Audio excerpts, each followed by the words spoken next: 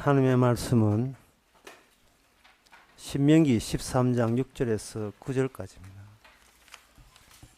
구약성경 283페이지입니다.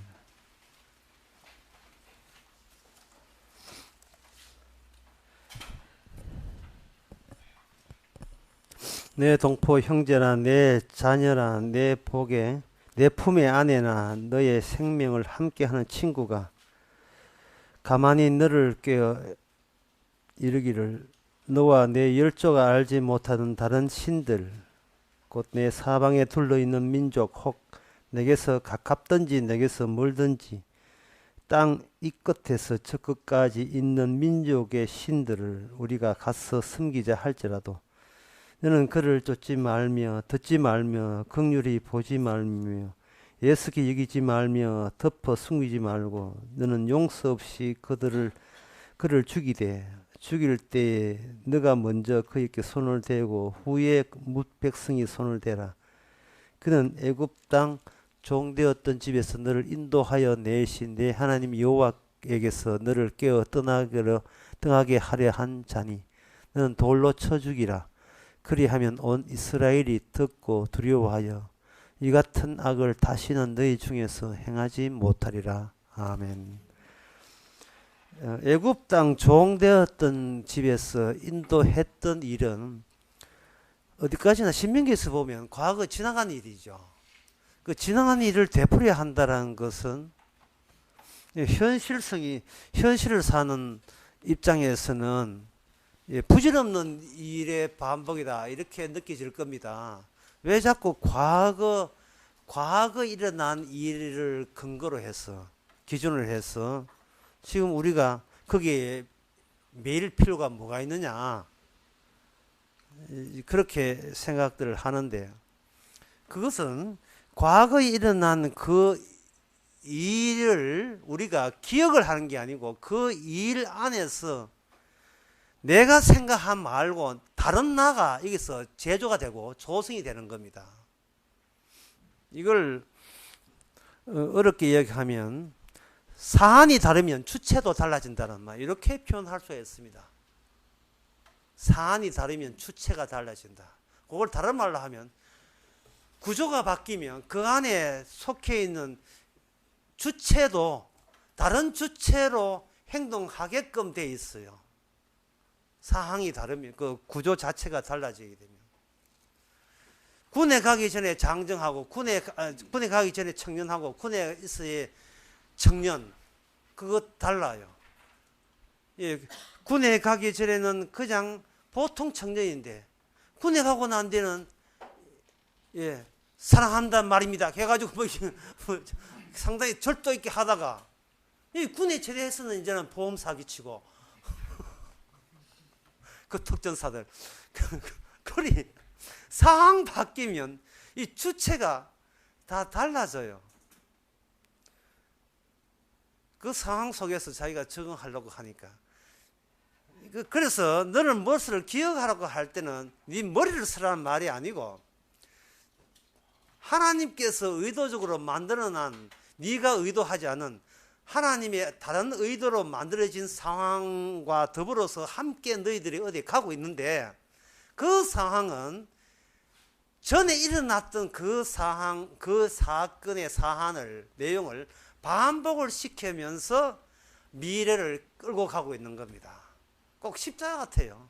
십자가 한번 일어났는데 그 십자가는 과거 일어난 일이거든요. 근데 그건 잊어버려라. 뭐 십자가 뭐 한불 지나간 게 아니에요. 그 십자가답기 위한 새로운 상황이 주어지게 되고 그러면 거기에 따라서 주체라는 것도 십자가를 보여주는 주체로 달라지지 아니하면 그 십자가에 의해서 만들어진 천국에 갈 수가 없는 겁니다. 이렇게 볼 때 천국이라 하는 것은 현재 있는 내 주체로서 그곳에 갈 수가 없습니다. 이 주체가 그때마다 계속 달라져야 되고 바뀌어져야 돼요. 내가 하는 그 내가 지금에 생각하는 나는 내일 되고 모레 되면 이거는 쓸데없는 나가 되고 필요치 않은 나가 돼요. 준비된 나는 또 내일 되면 준비된 나가 또 기다리고 있습니다. 1년 뒤에 되면 또 다른 나가 또 기다리고 있고. 그러면 그 나가 어떤 나인지 이렇게 많지 않느냐. 내가 한두 개가 이거 100개, 1000개 될 수 있겠네 라고 하는데, 그런 걱정하지 마세요. 그렇게 달라지는 그 주체는 이미 일어났던 십자가를 더욱더 내용을 보다 많이 함유하는 내용이기 때문에 이미 확정된 예수 그리스도의 몸에 부합되는 주체로 달라지기 때문에 여러 개는 아니에요. 하나인데 우리의 옛 사람들이 너무 많기 때문에 그걸 삭제하는 방식으로 주께서 그렇게 몰아넣습니다. 그러면 그 새로운 방식을 만드는데 어떤 식으로 만드느냐, 우리가 그걸 알아야 되죠. 어떤 식으로 만드느냐 하면은 이웃이라는 것을 개념을 바꾸면서 우리에게 찾아오게 됩니다. 이웃이라는 거, 나와 친한 사람, 가까운 형제, 동료, 일가, 친척, 그런 사람들의 그 의미가 전에는 그냥 한 가족이기 때문에 마땅히 사랑하고 마땅히 존중하고 복종했다면, 이제는 십자가 사건이 들어게 되게 되면 남편이라도 자식이라도 부모라도 이거는 뭔가 다른 관계로 이어져야 된다는 겁니다. 다른 관계로. 전에는 다이렉트로 직접 나의 부모로 직접 이어졌지만 이제는 한 코스를 거쳐야 돼요. 십자가를 경유했을 때 내 부모는 왜 나를 낳았습니까? 이래 되는 거예요. 제가 어릴 때 그 좋아했던 노래가, 아니면 하도 오래 전엔 그 저 노래가 되어가지고 가수 이름을 잊어버렸는데, 이 부모라는 노래가 있어요. 그 부모라는 노래의 가사에 보면 부모는 왜 나를 낳았습니까? 라는 질문을 하니까 부모가 하는 말이, 니도 커서 부모가 되면 그때 알리라 했는데 부모 돼도 모르는데. 그 노래는 너무 책임을 미뤘어요. 지어놓고 해답을 이야기해야지.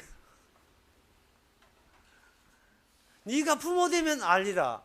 부모 되면 부모 되면 그때는 어떻게 아는데? 그때 누가 물으면 자기가 엄마한테 들은 그대로, 너도 부모 되면 알리라. 이거는 비겁한 변명이십니다. 그러나 이제는 알지요. 예수 그리스도를 위해서 태어나게 했다는 거야. 물론 듣는 상대방은 무슨 말인지를 모릅니다. 에베소서 5장에 보면 주 안에서 부모를 공경하라. 부모를 공경하네. 주 안에서라는 부모를 공경하라 했습니다.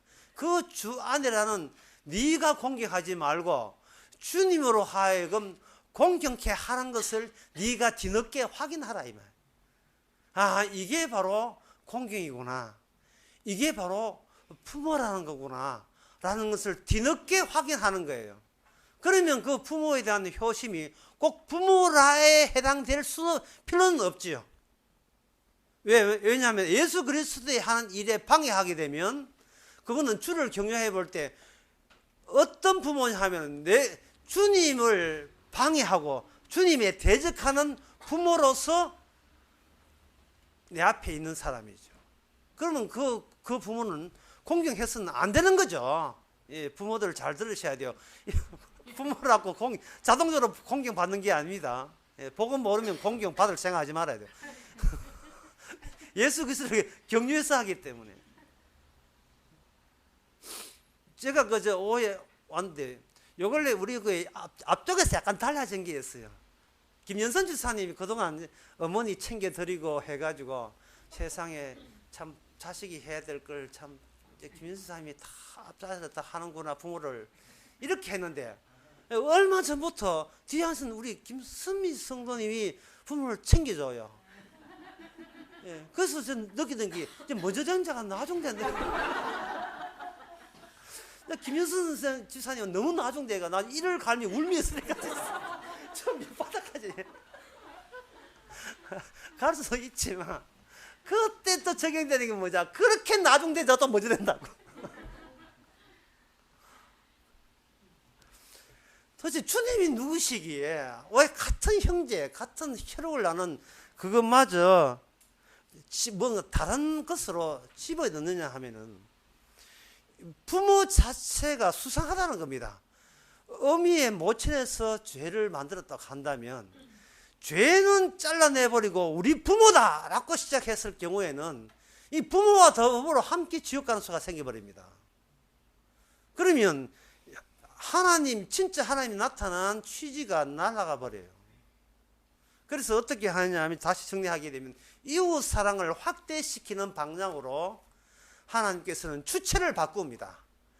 예, 부모가 예수 믿지 않는다를 통해서 우리 부모는 예수 믿지 않기 때문에 공경할 필요 없어 라고 생각하는 그 주체, 그 나를 같이 상호 교류해서 같이 바뀌어져야 돼요.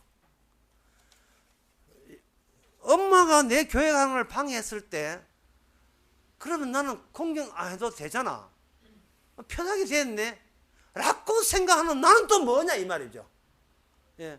은근히 공경하는 것을 귀찮아해서 핑계를, 주님 핑계 대면서 마치 주님을 경유했다고 우기는 그런 주체는, 그건 주체는 또 바뀌어져야 돼요. 그 이유가 뭐냐 하면 예수님께서는 의인을 부러운 게 아니고 공경을 할 만한 사람은 공경한 게 아니고 전혀 공경할 자격도 없고 그런 권한도 없는 죄인을 위하여 예수님께서 십자가 졌거든요. 그러면 그 예수님을 경유한다는 말은 십자가를 경유하고 십자가에 토대해서 새로운 주체가 성장된다면 부모가 예수를 믿지 않는다 해서 천대하나 박대할 수 있는 권한이 우리한테 있느냐 이 말입니다. 없지요. 안 믿는 부모라도 배나 공경하라 라고 말씀이 나와 있다면 정말 배나 공경해야 되겠죠. 그리고 그것이 결국 어떤 차원이냐면 원수를 사랑하라. 갑자기 원수 성장해 보는데 원수를 사랑하는 차에서 공경을 해야 된다. 그래 되면 그 다음 문제 또 무슨 문제냐 하면 공경을 한다는 게 그 부모가 원하는 대로 해주는 게 공경이냐 아니면 부모가 하는 것을 다 가로막고 하지 마세요 하는 것이 그 부모의 공경이냐 이 말입니다. 젊은 세대기 애를 키우면서 할머니한테 맡겨 놨더니만 할머니가 초콜릿도 좋아한다고 6개월 된 애한테 초콜릿도 계속 먹이는 게, 그걸 보고 이상하게 집에 오면 아가 여기 뭔가 시커먼 입에 있어가지고 누가 이랬는가 싶어서 그 며느리가 CCTV를 달았더니만 시어머니가 좀 운다 싶으면 초콜릿 같이 집어넣고 쪼세요. 아가 살이 쪄가지고 갑자기 이렇게 부었을 때에 어머님한테 그걸 하라 해야 되는지 그걸 하지 막아야 되는지, 그때는 또 편리하면 주님을 경유하잖아요. 또 주님을 또 경유해야 돼요. 주님을 경유하게 되면 여기다 또 복잡한 문제가 또 생깁니다. 어떤 문제냐 하면은 물에 부모가 빠지고 빠졌을 때, 니가 빠졌을 때 누가 먼저 건지겠느냐 이 이야기거든요. 이거 스트레스 받는 질문이거든요. 아빠가 좋아, 엄마가 좋아. 어릴 때부터 스트레스 받아놓고 이제는 어른 돼야 그 스트레스 또 받고 되는 겁니다. 제가 이야기하는 것은 정답과 해답을 없는 거예요. 왜? 우리는 정답과 해답을 내릴 권한과 자격과 실력이 처음부터 없기 때문에 그렇습니다. 왜냐? 우리가 조마조마하고 주저주저하고 우리가 당황스러워하는 그것이 주님이 우리 안에서 주체가 돼서 하신 결실물이고 답입니다. 그게 답이에요. 무슨 말이냐 하면은 부모를 공경하라는 것을 내가 제대로 실천에 옮겨서 구원받겠다 하는 그 시도 자체가 이게 주님의 구원에 대한 모독입니다. 이게 주님의 왼수예요. 왼수. 정리하기 이렇습니다. 우리 주변에 점차 폭을 넓혀가면서 일어나는 모든 일들은 결국은 우리가 해답을 내리고 그걸 정답대로 실천할 수 있는 자격 자체가 아예 박탈되어 있음을 우리는 항상 십자가에 경유해서 확인시키고 또 확인시키는 일들인 거예요. 정답 알아서 뭐 할 건데? 정답 알아서 뭐 할 건데? 그럼 그러면 왜 우리한테는 어떤 행동을 할 때 당황해야 되고 주저주저 해야 되고 정답이 없어야 되는가? 그 오늘 본문에 보게 되면 8절에 이런 말씀 나옵니다. 자, 지금부터 약간 어려워져요. 너는 그를 쫓지 말며 듣지 말며, 그 다음에 말씀, 긍휼히 보지 말며 예스키 여기지 말며 덮어 숨기지 말고, 9절에 너는 용서 없이 그를 죽이라. 용서 없이 그를 죽이라는 거예요.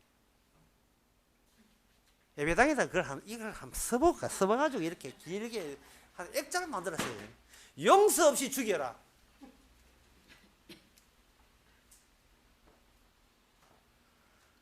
어떤 인간치고 용서 없이 죽일 대상은요, 자기 돈 때문 사람밖에 없어요.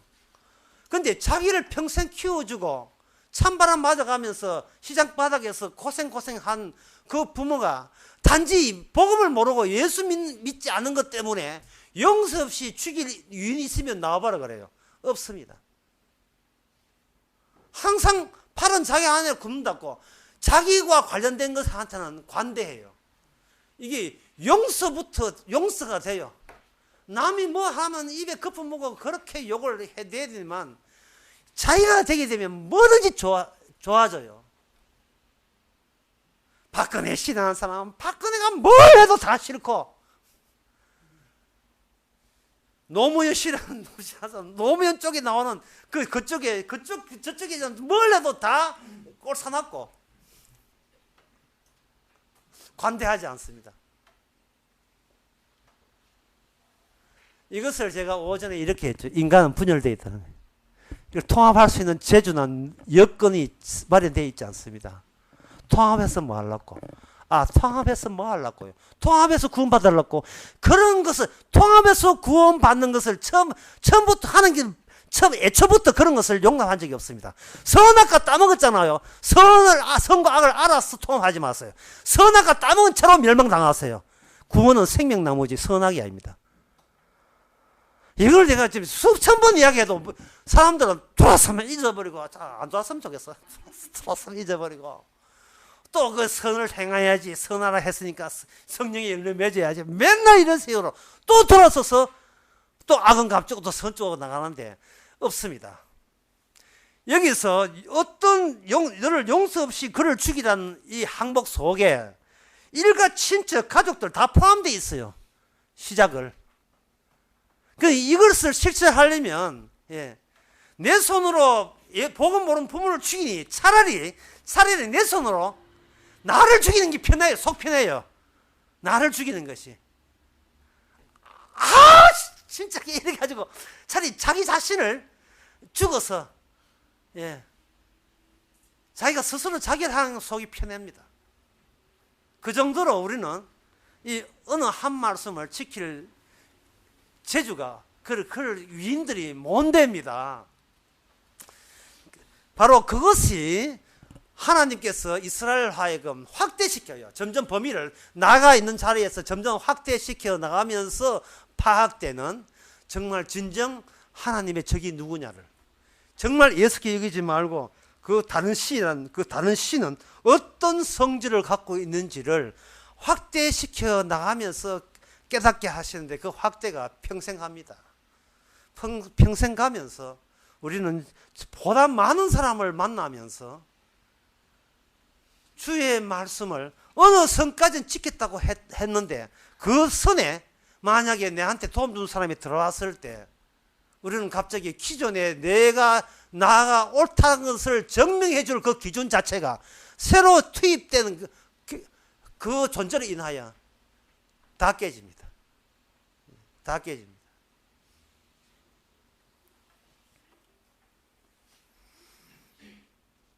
손녀 하나 낳아보세요. 그렇게 근엄하고 엄숙하고, 난 누구 앞에서 나의 이 품위를 잃은 적이 없다고 자부했던 그 할아버지가 어쩌쩌쩌쩌쩌 손녀 앞에서 애가 되잖아요. 그 품위고 뭐고 다 깨져버려요.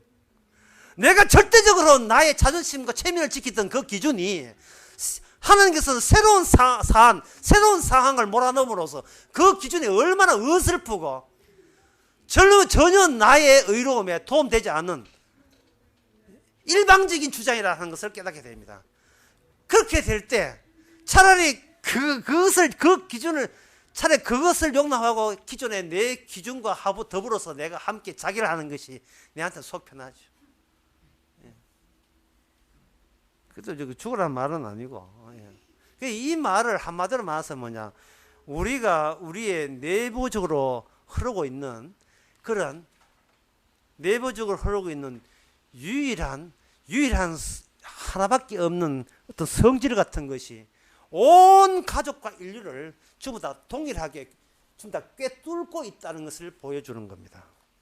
오늘 제목이 가까운 자의 유혹인데, 유혹이라 하는 것은 멀리 보게 되면 유혹이지만 가까이 이미 우리 속의 유혹은 이것은 잊혀진 나의 그리움입니다. 지금은 생각되지 않는데 만나보면 반갑구만, 반가워. 김 사장 만나면 반가워요. 아이고 오랜만이다. 그러니까 우리가 예수 믿는 것 때문에 끊어졌던 그 모든 것들이 어떤 새로운 답답한 상황에 들어가 버리면 끊었던 술도 먹게 되고 끊었던 담배도 피우게 되고, 담배 맛이 이렇게 맛인 줄 몰랐대. 아침 이슬이 이렇게 좋을 줄 몰랐다면 이렇게 참 이슬인가 아침 이슬인지 모르지만 하여튼 그걸 다시 수용하게 되는 겁니다. 이 유혹이라는 것은 그냥 우리한테는 유혹이 아니에요. 나의 그리운 이상이었습니다. 내가 뭔가 그립던데 그게 뭐지? 바로 그거야. 그게 유혹으로 준비해 놓은 모든 인간을 꿰뚫고 있는 동일성입니다.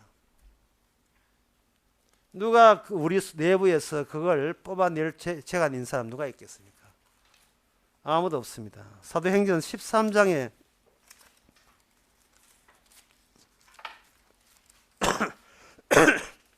사도행전 13장에 보면 사도 바울이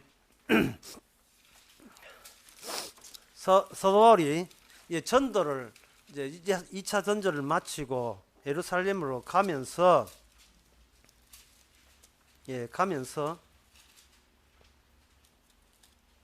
1차 전도를 마치고 예루살렘을 가면서 섬 하나를 방문하게 되는데 그 섬 이름이 구브로라고 되어 있어요. 요즘 지명으로 키프로스예요.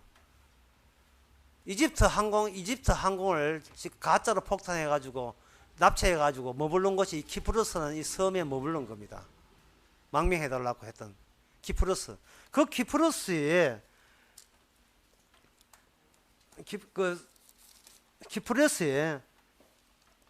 그게 지명에 바보란 이름의 지명이 있어요. 그 바보란 이름의 지명이 있는데 그 지명에 바예수라는 무당, 거짓 선지자가, 박수무당이니까 남자 무당이 있었는데 그 남자 무당이 이게 사도 바울의 복음을 방해를 합니다. 사도 바울의 복음을 방해를 해요. 제가 지금 말하는 취지가 뭐냐 하면 사도 바울이 자기의 생애에서 범위를 계속 넓히는 거예요. 자꾸 넓히게 되게 되면 사도 바울은 뭐냐, 이 자기가 있는 이 복음이 그냥 자기네 개인적인 사견이 아니고 이미 모든 인간을 꿰뚫는 보편적인 진리 그 자체인 것을 계속 확인하는 거예요. 그런 취지로 제가 이 사도행전을 말씀드리는 겁니다. 그리고 더 나아가서 오늘날 우리도 사도행전에 나오는 사도 바울 못지 않습니다. 점점 인생을 살면서 넓혀보세요.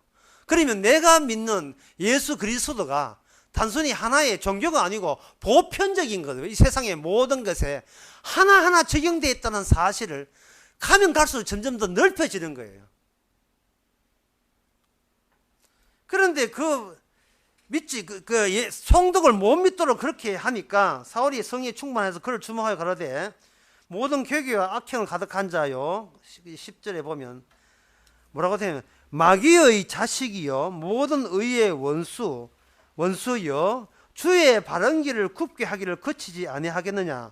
보라 이제 주의 손이 네 위에 있으니 너가 송영이 되어 얼마 동안 해를 보지 못하리라. 이 사람의 이름이 엘루마라는 사람인데, 이 사람이 엘루마라는 하는 그 이름은 번역하면 박수무당이다. 엘루마라는 사람인데 그 사람이 송영이 되어서 어둠이 덮어서 인도할 사람을 두고 찾게 됐다, 이 말이거든요. 근데 여기서 뭐냐 하면 그는 마귀의 자식이요 모든 의의 원수요 주의 바른 길을 굽게 하기를 라고 사도 바울이 그렇게 언급을 하는 이유는 사도 바울의 개인적으로 어디 동관계에 있어서 억하심에 있어서 그런 게 아니고, 지금 사도 바울 본인의 주체가 그리스도의 성령에 사로잡혔다, 지금 그 말을 제가 드리고 있는 거예요. 그러니까 여러분들도 성령의 충만을 하게 되게 되면 눈에 비는 게 없다 이 말이죠. 세상을 볼 때 사적인 감정으로 보는 게 아니고 보편적으로 통하는 모든 것에서 복음을 전파하고 확인하는데 주의할 것은 뭐냐, 그 복음 전파에 본인도 포함을 반드시 시켜야 된다는 거예요. 나는 잘났고 너는 못났다가 아니라 내가 전하는 이 복음에 언젠지 내일 모레 돼서 내가 도로 내한테 적용된다 할지라도 그것은 주님의 소가이지 내 소가는 아니라고 그렇게 고백을 해야 돼요. 이 말은 주체는 달라져도 나를 달라지게 하는 그 구심점은 예수 그리스도밖에 없다는 사실입니다. 그것을 오늘 신명기에서 보여주는 게, 용서하지 말고 진멸하라. 우리 입에서 그런 소리 못 나옵니다. 특히 가까운 사람, 형제 같으면 차라리 내가 죽고 말지 그런 소리 못 합니다. 그러나 언젠가는 그렇게 되게 하시는 주체로 달라지게 하실 겁니다. 기도하겠습니다. 하나님 아버지, 주의 일을 우리가 하는 것이 아니고 주께서 하신다는 것을 우리는 지적으로 너무너무 잘 알고 애우고 있습니다. 하지만 그것이 실감나게 현실화되기 위해서 남은 여생이 준비되어 사오니 우리의 평생을 살아가면서 우리의 범위를 넓혀가면서 우리가 나된 것은 하나님의 은혜인 것을, 남을 지적하기보다는 다 같이 주님 앞에 지적받는 상황인 것을 깨닫게 하옵소서. 예수님의 이름으로 기도합나이다. 아멘. 찬송가 269장 합시다.